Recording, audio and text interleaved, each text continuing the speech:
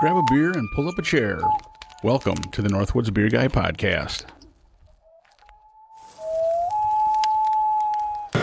Hey, ladies and gentlemen, welcome back to the Northwoods Beer Guy Podcast. This is Mike, the Northwoods Beer Guy, and today we are in Mason City, Iowa, and we are at Fat Hill Brewing. This is the first time I've ever been here, and today I am with my brother, the mad scientist, Brian. How's it going? Oh, pretty good. And we are joined by Larry. Hello. How are you doing? Good. So I came back, and the guy said, oh, let's go to Mason City and check this place out. And I've not been here, so this will add to my number. I think I'm at 160-some different breweries now. So we're going to check out what they have here. And we've got 3 flights, so 12 beers that we're going to give them a whirl and see how they are. Now, they've been around for a little while, haven't they? Yeah, I think it's been, I'm thinking 5 or 6 years. Okay. But they are under new ownership. Oh, new ownership now. Okay. So, yeah, interesting. So, yeah, we've got 3 flights here to try, and they kind of range from, it sounds to me like, well, there's a style for anybody is what it looks like. And, I mean, they range from a American wheat, which I'm guessing is going to be fairly mellow, to all the way up to, they've got a couple of barrel-aged beers, 2 or 3, isn't it? 3 of them. 3 barrel-aged beers. So it'll be interesting since that's kind of getting to be a little more of our specialty and such. So, yeah, I guess, so the first beer that we're going to try is a honey Kolsch. In this, it says, the gold-tinted, smooth, full-flavored ale is made with 50 pounds, of wildflower honey from our bartender Tim Huey's hives in Nora Springs. Sweet honey balances the classic Kolsch flavors of Pilsner malt and fruitiness from German-style yeast. 5.5% ABV and 11 IBUs. So I would guess this one should be pretty mellow. It'll be interesting because, as you know, I'm not the hugest honey beer fan, but we'll see how it is. I don't really get that normal honey flavor out of it, do you? No, you don't. It's I'd expect to get like a real sweet. Well, because typically anytime I've had, and again, I'm sorry, Liney's, I always bring up Honey Weiss, but it's got kind of a different flavor to me. Yeah. And this one I really don't get that typical flavor of a honey beer. I agree. I don't get a lot of flavor out of it. Yeah, I mean, it's pretty. I thought it'd have been a little sweeter on the backside. Right. I mean, it would definitely be one you could drink a number of them. Oh, yeah. You know, boy, score-wise. I would go at 2.5. Pretty much just an average beer to me anyway. Yeah, that's what I was thinking, probably 2.5 right in there. I agree. Pretty average, but I mean, it's not offensive at all. You know, you could drink it on a lawnmower. Oh, yeah. You know, so, but yeah, that's not bad. So the second beer that we're going to try, because we might as well just keep rolling since we got 12 of them to try. Yep. The next one is their American Wheat. This is a crisp, clean, refreshing ale that shows off the subtle flavors of the mighty wheat kernel by using clean, fermenting American ale yeast and light hopping schedule, allowing the classic wheat flavor to pop through. 4.5% ABV and 10 IBUs. Color-wise, I mean, it looks like beer. You know, kind of that normal beer color. Not a lot of, don't get much aroma. I'm not sure what that was. I was expecting more wheat flavor. You know what I mean? Yeah, I was expecting more of a... It's real mellow. Yeah. It's not a lot. You can tell it's a wheat beer, but it's yeah, but you know, usually when you have that a wheat beer, you get that real strong, you know what I mean, that You wheat get a little flavor. Hefeweizen taste. Yes, there you go, a Hefeweizen flavor. I don't get that at all on that. No, I agree with you. Again, there's just not a whole lot of flavor to that one. No. But, you know, 4.5%, you could drink a number of them. But like I said, I was really expecting more of that wheat to come through. Yeah. You know, but I don't get it. So it's real clean. Yeah. Real clean beer. I mean, there's nothing wrong with it. It's just, I would have thought there'd been a little more flavor. Right. I agree. Score-wise, what are you thinking?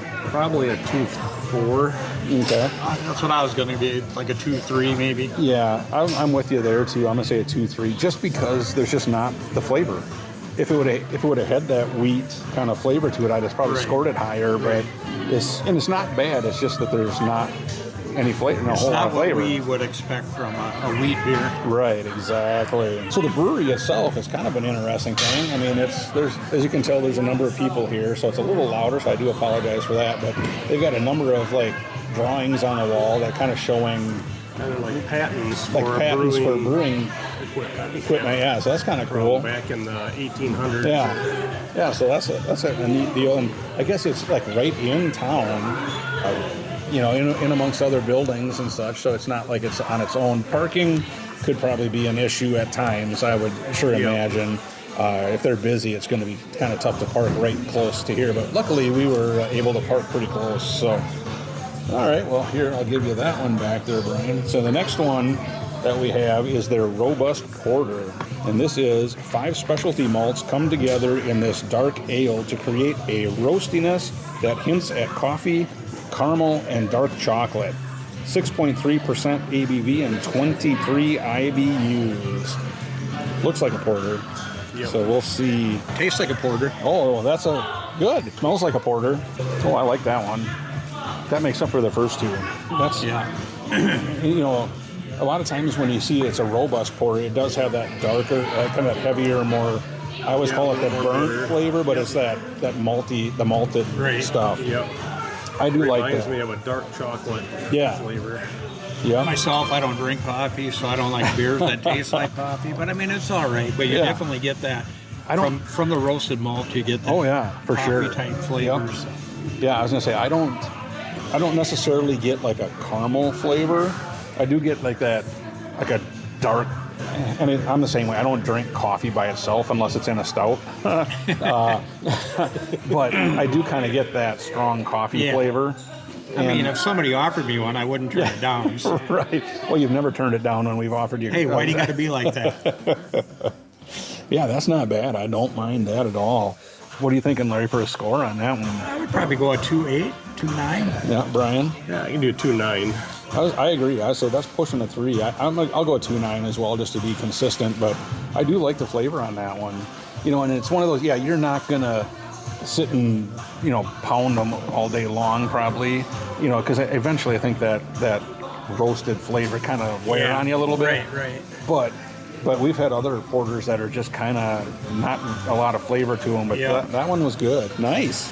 All right, well, we're going to change gears here a little bit. We got a West Coast IPA coming. This hot monster showcases an explosive aroma of Centennial, Chinook, and Polaris hops to make a fruity, resiny, dank beer, all balanced by the crisp bittering of Columbus hops. So they use a different hop to smooth it, or what is that? It's a 6.1% ABV. And 61 IBUs. Did you say a dank flavor? Yeah. But I'm really not getting that. It's okay, because I was hoping they wouldn't have that in the description. Dank flavor. But I mean, we've had some type. we've had some dank beers that were not good. Horrible, yeah. This one here is actually not bad. Oh yeah. Every time I see dank, because I think of isn't it Boulevard has a dank number 7 or something, and it's almost. I have a hard time drinking it because it's so dank, and it's just like, ugh. That one's not bad. No. That it does have a hint of dankness, but not like some of them that we. Yeah, not like I was expecting. So that's score-wise on that one. I'm going to go like a 2.7, I think. I would agree. I mean, it's good, and 61 IBUs. It's not that it's super hoppy or anything like that, but. Again, I'm glad it's not the real dank stuff. Yeah, when they said dank, I was like, oh. I guess we could say dank goodness. Yeah, dank goodness, yeah. Usually dank isn't good, but right. But yeah, that's not bad. So I guess for the first 4, what do you guys think of the first 4? I'd say the porter was probably the best. Yeah, the first I would 4. too. Yeah, I would agree. The first 2, I mean, they were good, but they just didn't have a whole lot of flavor. Right. Where the last 2, I mean, even that West Coast IPA, that had flavor. Right. It definitely had flavor. The Busch Light, Golden Light drinkers could drink the first 2. Oh yeah, those 2 would be for the masses, so to speak. Yep. I think overall the best one, that first one was by far that porter. So yeah, so have you guys have been down here before, right? Yes. Yep. Okay, so now this is because is there any other breweries close to Mason City or Clear Lake would be the Clear Lake would be the closest. next. There Okay. used to Lake be Time one Brewing. 2 blocks down, Mason City Brewing, but that one closed down. Oh, okay. So Lake Time Brewing and Lake Clear Time Lake and Clear Lake would be the closest. next one. Okay, gotcha. The original brewer of Mason City Brewing started Fat Hill. Oh, really? Interesting. Had Well- a difference of opinions on the direction of the brewery, so then he left and opened this one. And Gotcha. Okay. now he sold this one and went to the Twin Cities. Oh, well, there you go. So is he doing one up there too? Yeah. Okay. I don't know if he's just working at one or if it's his own or Right. Gotcha. Okay. Well, hey, we might as well start our second flight then. So the next one is the Scottish Ale. And this one, it says, a smooth red beer that flaunts 2 caramel malts with and a few other specialty malts to make a big, sweet, satisfying taste. Their grammar on that description wasn't quite as good. 5.1% and 17 IBUs. Color-wise, it definitely is kind of that reddish. Oh, that smells all right. We'll see what Brian thinks of it. I was kind of expecting more flavor. I was expecting more. there's not much there. No, I was going to say Flavor-wise. there's a hint, because we've had a number of Scottish ales, before, and usually they have more of a Big, maltiness. bold, heavy flavor. Yeah, and this one is pretty mellow on the flavor. Well, that's a bummer. Yeah, I'm a little disappointed on that I was one. kind of looking forward to that one. I mean, it's not bad. Don't get me No. wrong, but it's There again, if the big beer drinkers could probably try it and, Oh yeah, and not be scared off. yeah, 'cause for it's so sure, thin. for sure they could do that. And it's like I said, when I think of a Scotch, it's kind of funny. Scotch ales, I think, are some of those where people like love them or hate them. It seems like, Yeah. and I really like them. I mean, I know Warp Speed from Lake Louie is a really good Scotch ale, and that has flavor. Where this one really is kind of and you could drink it and such, but it wouldn't be the first one. If I was thinking what is a quintessential Scotch ale, I wouldn't think of that one Exactly. based on the flavor. So score wise, I'm trying to think, how do you score it? Because I mean, I would go 2.5 honestly, because like I said, I expected a lot more from it. I was It expecting would just it kind to. of average, or I'm gonna go. that's being nice. Yeah, I'll go 2.5 as well. It's just it's kind of a bummer because I was really I was originally going to do 2.6. yeah. It's just a little better than average. But Yeah, it's you not could do what that I too, thought yeah. it was going to be. Yeah, like I said, I had high hopes for it, and it just it was okay. Well, the next one we have is Rongorongo. How do you say that? Rongorongo. Rango. It's a New England IPA. Our New England IPA has hazy juice bomb of a beer, assaults your taste buds with tropical fruit flavors. 4 pounds per barrel of Mosaic, what kind is it? Sultana? Sultana. And Idaho 7 hops were added in 2 big loads in order to achieve the unique appearance, low bitterness. 6.7%, 31 IBUs. Again, I think we've talked about, I really haven't found where hops taste like a tropical fruit. I get more grapefruit, or I get Right, more pine tree. citrusy or piney, yeah. Color-wise, I mean, it looks kind of like a Like hazy. yeah. Oh, I mean, you can smell it good. I think it kind of tastes like a juicy IPA. I mean, I like yeah. IPAs, so I like that one. Yeah, it's not bitter. No, I don't get a tropical fruit flavor though, but I We've definitely never been in the tropic. Well, I speak haven't. for yourself. I haven't. But I mean, I think that one's a pretty good beer. Yeah. I still get more of a citrusy, grapefruity flavor Yeah, than yeah, I get exactly. like a tropical fruit. And I know I've asked Brian that before, remember, because we were reading when we did a podcast, you and I, and they had one that was talking about something with the hops, that like a tropical thing. And I'm like, have you ever found, he goes, I have never found a hop that'll, the taste-wise, I didn't mind it. Yeah. It was pretty decent. So what, I would go with 2.8 on that. 2.8? Yeah, I'd say 2.8. Yeah, I'm going to go with the 2.8 as well. I like the flavor on that one, and I'm glad that they said low bitterness, because it really, I was expecting with all those hops that you might get that that kind of that hard finish on it. Yeah. But it was good. I like that. So basically, I'm sensing that the IPAs have been okay. The porter was good. So Now we come. now we got to. So this is going to be a wild card, I think. We have that one, right? Yes. So the next one we have is their watermelon pineapple sour. It's a watermelon pineapple sour. This sour off with a big burst of juicy watermelon flavor, which melts into a sharp, mouth-puckering pineapple finish. A gulpable thirst quencher that will have you savoring the last warm days of the year. 4.9% and 18 IBUs.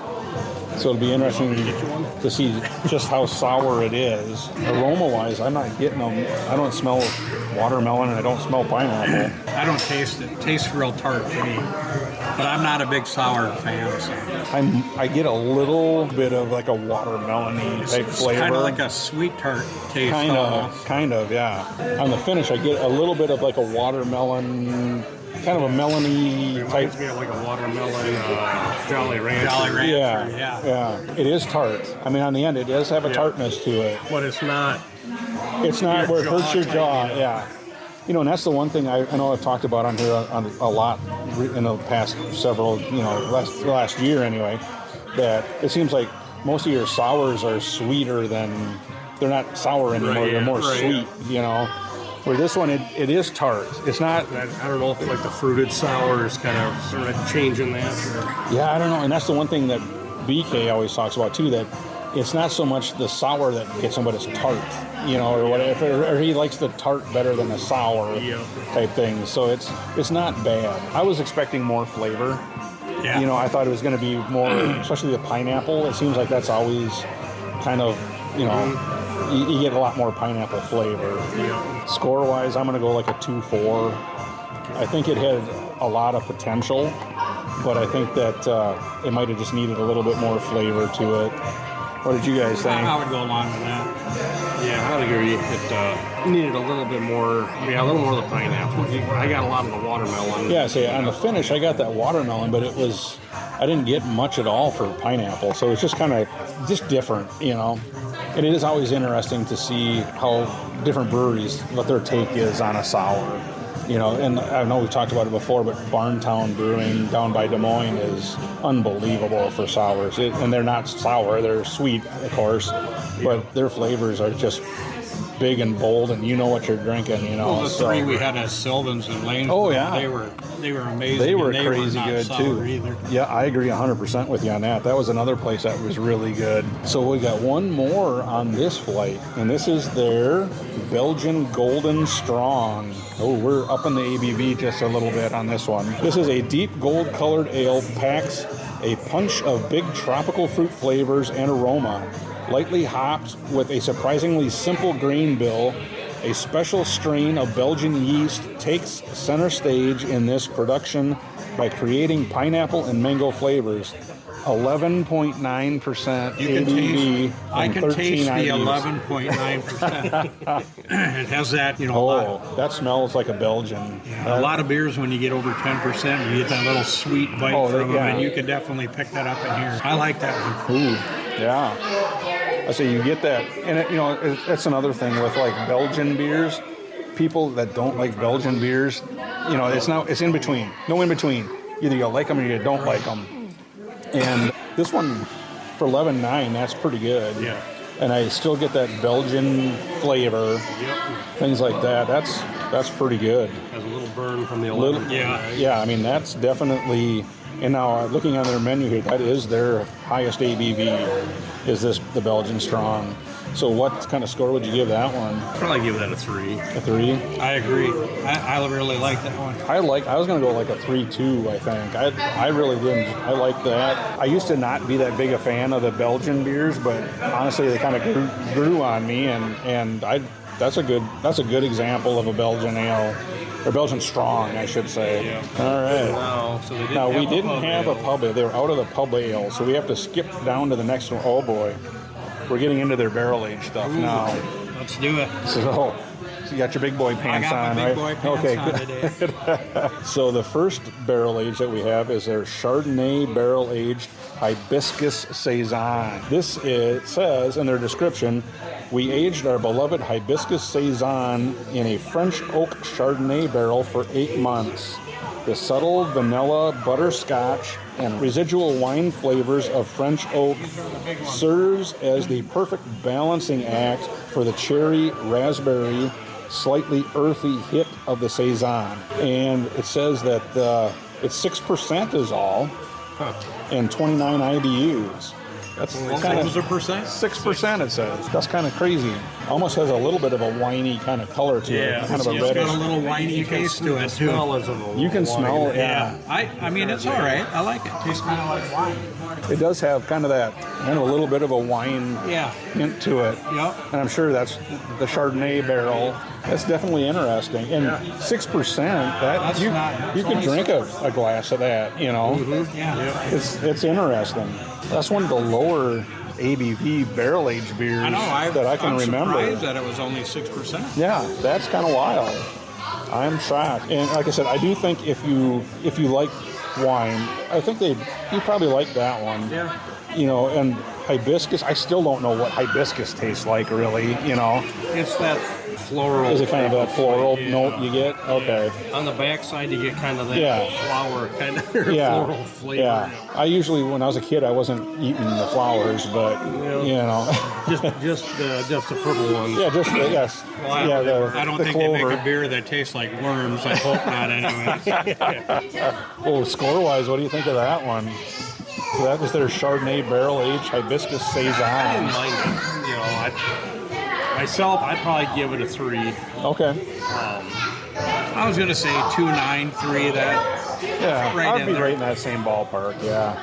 Like I said, for a Saison, it's not bad flavor, because we've had some Saisons that are really kind of that strong, whatever you want to call it. And this is not quite like that, but it's one of those interesting ones, I think, that you'd have to try, and only 6%. Well, I was going to say, I'm really surprised by only 6% for barrel-aged beer. Yeah, that's kind of crazy. Well, we're going to go to a little different style now. This is their Bank Demon Russian Imperial Stout. So we kind of went from one extreme to the other. Yeah. Hefty loads of dark roasted malts were used to create this fiercely flavorful Russian Imperial Stout. Sipping on this cold weather treat will remind you of espresso, which is, hopped up coffee, cocoa, and a hint of dried fruit. Satisfyingly bittersweet finish. 9.9% and 60 IBU. To me, it tastes like dark chocolate. Oh, yeah. I don't really get any coffee flavor off that one at all, but I get a dark Way chocolate. on the finish, I get kind of that coca coffee type thing. Yep. Way at the end. It almost tastes, I hate to say it, it almost has more of robust porter. You know what I mean? It's for a Russian Imperial. I was usually they're a little bit. You know what I mean? I can get that espresso-y kind of. Now the longer I'm sitting here. I thought it had more of a bite too. Yes, that's what I thought. A lot of the Russian Imperials have more of a bite, but A little more angry usually. yes, it's not bad though. I mean, it's a good example of one. Just it's a little different take on it, I think. Yep. Interesting. It lingers. I mean, the flavor does linger. Yep. We've had a lot of Russian Imperial stouts, and this one, like I said, it almost leans a lot on that, like you said, that dark chocolate, almost like a baker's chocolate kind of a flavor to it on the finish. You get the espresso in that, but it's really that's the part that kind of stands out. And it hangs around for quite a while. Score-wise, I don't mind it. I mean, I would drink one. I'm thinking probably I'd go like a 2.8 on it myself. That's what I was thinking. 9.9%, which is kind of your ballpark for a lot of them. But it's just a little different take on it, I think. I don't know how else to describe it. What do you think, Brian? Yeah, I would agree with the 2.8. I was expecting a little bit more body to Right. Yeah. That's the one thing that's kind of stood out to me. I was just kind of like, It reminded me more of a porter than a Russian Imperial, it seemed like. But again, nothing wrong with it. I almost think we should do this one next. You want to do that one? Before Okay. the Bourbon Bank. Probably should. All right, we'll skip ahead. You see how he is. So, not that many episodes ago, if you remember, I had my first peach brandy barrel beer. Well, guess what? We have another peach brandy barrel beer. This is their peach brandy double honey Kolsch. So that sounds like an interesting. It says, an imperial twice the local honey as usual version of our honey Kolsch This was aged 7 months in ex-bourbon peach brandy barrels. Honey, peach, and toasted oak flavors come together to create a slightly sweet and boozy cold weather warmer. 9.7% and 28 IBUs. Now, color-wise, it has kind of a different color to it a little bit. I mean, it's almost like what you'd think of like a dank IPA kind of look to it, where it's that kind of that off copper. Yeah. Oh, I can smell the peach. You can taste the peach. It's a boozy kind of peach flavor. Oh, wow. I actually think that one's pretty good. Yeah. The peach is not overpowering at all. Right. I mean, it's kind of that hint of peach, but it's What was the ABV on that one? 9.7. Let's say it. I think that would be one of those where you drink a can of it and then you're like, go to stand up and go, whoa, wait a minute. You're right. But flavor-wise, I don't mind that. I mean, the peach does not jump out. You know what I mean? It's kind of that, just that I mean, you hint. can taste it, but it's like you say, not overpowering. Yeah, it's just kind of that hint of the peach, and that's I don't mind that. That's pretty good. What do you think, Brian? For a score? Well, it's overall. What do you think of that peach one? Is that Well, it's weird because myself, and it could just be my sinuses right now, but I'm not getting a lot of peach. I can get a little bit of the peach flavor, but I'm not getting any aroma of the peach or that. But it's I smelled the but peach. it's probably just my sinuses. It could be. I could smell it, and I kind of like it because the peach, it's there, but it's not like in your face peach, you know. So yeah, I guess score. So his score might be a little different than ours. So I'm going to go a 3 on that because I actually like it. Sure. I'll just see what your guys' scores are because you're going to be a follower, mine was are like you? a 2.5, but Well, that's fine. Hey, there's no wrong score. But That's what I tell all the newbies anyway. No, I honestly like it. I was gonna go like I was thinking actually above a 3. I was gonna say like a 3.1, 3.2. I'll go a 3.1. I kind of like it just because the peach is there, but it's not that super strong. Right. Especially not like the fake peach flavor. Yeah. You know what I mean? Like those, like those candy peach ring things you get where you're like. You know, you can tell it's that fake peach. Yeah. This didn't really taste. I don't know if they used actual peach or not. I don't know, but it was most likely used like a puree okay. from like Amaretti or something like that, because or it could have been. Yeah, it's fairly clear, so it wasn't a full fruit puree. Right. So it was an additive that they put in. Okay. Well, yeah. So did you give your score? Yeah, I was doing a 2.5. Oh, you went. My, yeah. My sinuses, I'm just not getting. I was just the going to peach. make sure that you didn't want to change it and be like with the cool kids. Didn't want to I'm jump not on the gonna be- bandwagon. I won't be you a know. follower. All right, fine. Well, But it wasn't a bad beer. I just yeah, no, it was it was, decent. the peach was mellow enough where I wasn't able to pick it up Right. for today. Well, it looks like we're on the last of our 12 beers at Fat Hill. I know. And this is their Bourbon Bank Demon. This beer is almost a year in the making, having spent the last 11 months slumbering in bourbon barrels. A diabolically delicious delight. Expect flavors of dark chocolate, marble cake, and butterscotch. And it's 9.9% and 60 IBUs once again. So I don't know if I've had a beer that's supposed to taste like marble cake. Oh, you can smell you get that boozy aroma, that's for sure. Yeah. Well, all of the things that you described in there, I really don't know if that's what I'm tasting. I mean, it's got a flavor to it, but I can't really describe what it is. I mean, it's good. I like it. It's good. It's a little confusing. I don't know if I get butterscotch. Marble cake, whatever. But butterscotch, I thought it would have maybe stood out a little bit. Yeah. I don't get much And of that. dark- What was the ABV on that one? 9.9. And dark chocolate, it's not the other one we had was stronger dark chocolate than this one. I mean, you get a little bit at the end, but I don't even get like a bourbon flavor. I don't either. Barrels or no, I said that was or more vanilla. Or, that was kind of more on the aroma. I mean, I would drink it. Yeah, oh yeah, I'm not saying I wouldn't drink it. Yeah, I'm gonna have to, is it this one? Yeah, yep. I gotta take another taste of that because it does have a little bit of I hate to say, but a little weirdness on the end. And to me, you get a sweet taste. It does linger. I mean, it holds on. Yeah. The flavor does. I can't. So I don't know if that's the marble cake flavor or... Like I said, I've never had a beer that described the flavor as marble cake. You know, Nope. like I said, aroma-wise, you got the bourbon kind of smell. I guess flavor, I guess kind of. It's pretty smooth. Yeah, it's Very smooth. good. You know, it's definitely one that the bourbon doesn't really. It's not overpowering. No. You know. So score-wise, I think I'm going to. I hate to say it, I'm going to go like a 3. You know, it's not bad, but we've had. Unfortunately, I've had so many barrel-aged beers that are really good that it's. I think this one, somebody that's never had a bourbon barrel beer could drink this one, and it wouldn't be too scary for them. Right. I'm going to go a 2.8 just because from the description of the beer, I didn't get a lot of those flavors. Yep. So, I mean, don't get me wrong, I like it. I would drink it. So. Right. Brian? I agree with you. I'd do a 3 on it. Okay. Good flavor. I mean, like I was expecting more bourbon or vanilla or something from the barrels, but really smooth. Yep. Definitely drink that one. Yeah, I agree with you. So, I guess if you had to recommend one or two of these to somebody, what would your picks be? I think the peach brandy barrel one I would recommend. So. Yeah. The Belgian. I was going to say, I think one of my top ones was the Belgian one. Unfortunately, The robust porter. the porter was very good. And honestly, yeah, I'd say the Belgian I really liked, the porter I really liked, and then that peach one I really kind of liked. Even the red I thought was pretty good. Yeah, that red one was. You're talking the Scotch ale? Yeah. Yeah, that was decent. I wish that's one I wish had more flavor to it, Yeah. but yeah, you know, even the saison was pretty decent. Kind of caught me off guard being 6% and barrel aged.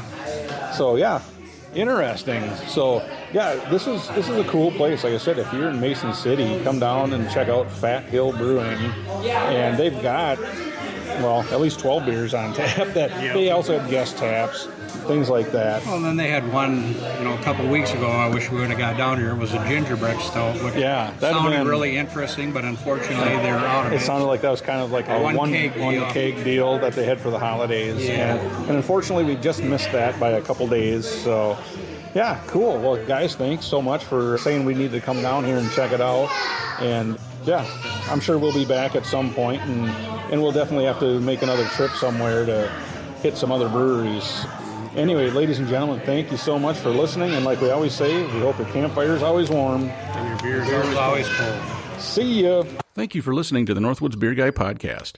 If you have a question, a comment, or a beer you'd like us to review, please feel free to send us a message at northwoodsbeerguy@gmail.com. You can also find us on Facebook, Twitter, and Instagram. If you're on Untappd, look up Northwoods Beer Guy and send a friend request. Until next week, I hope all your campfires are warm and all your beer is cold.